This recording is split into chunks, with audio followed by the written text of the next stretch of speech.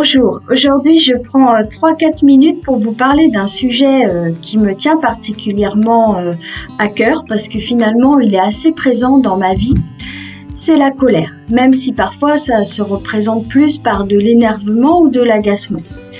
Alors est-ce que vous-même vous vous définissez comme une personne colérique qui va avoir tendance à facilement vous emporter, à faire subir votre colère aux autres par de la violence ou de l'agressivité verbale ?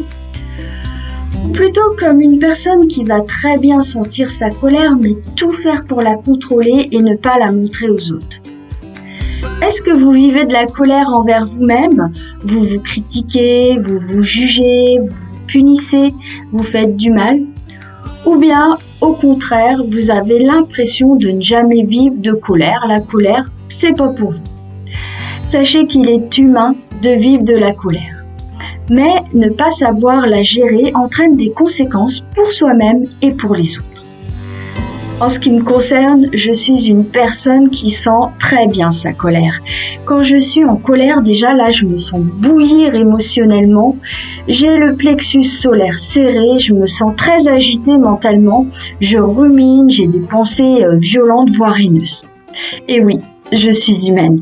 Alors, quand il s'agit d'une colère envers quelqu'un, je fais tout pour me contrôler, pour que cela ne se voit pas. Souvent, je ne dis rien, je deviens glaciale, je prends de la distance, je fais comme si de rien n'était.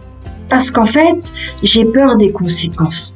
J'ai peur d'être injuste, de passer pour une mauvaise personne, de blesser l'autre et qu'il me blesse aussi, d'avoir un conflit en fait.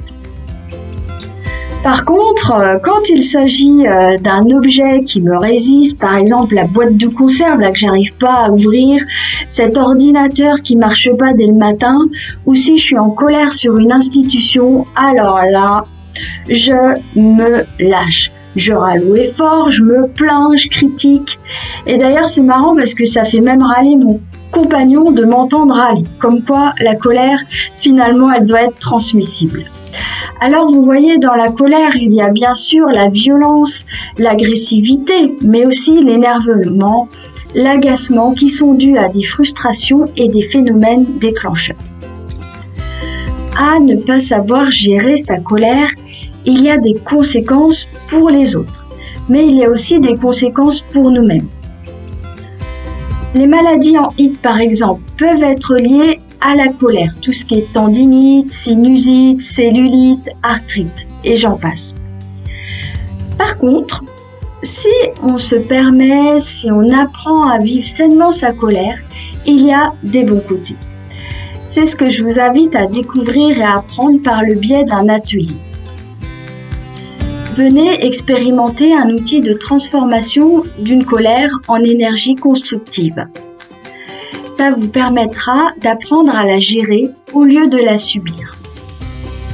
Si vous êtes intéressé, vous trouverez toutes les informations sur voyageentoi.com ainsi que les thèmes des autres ateliers.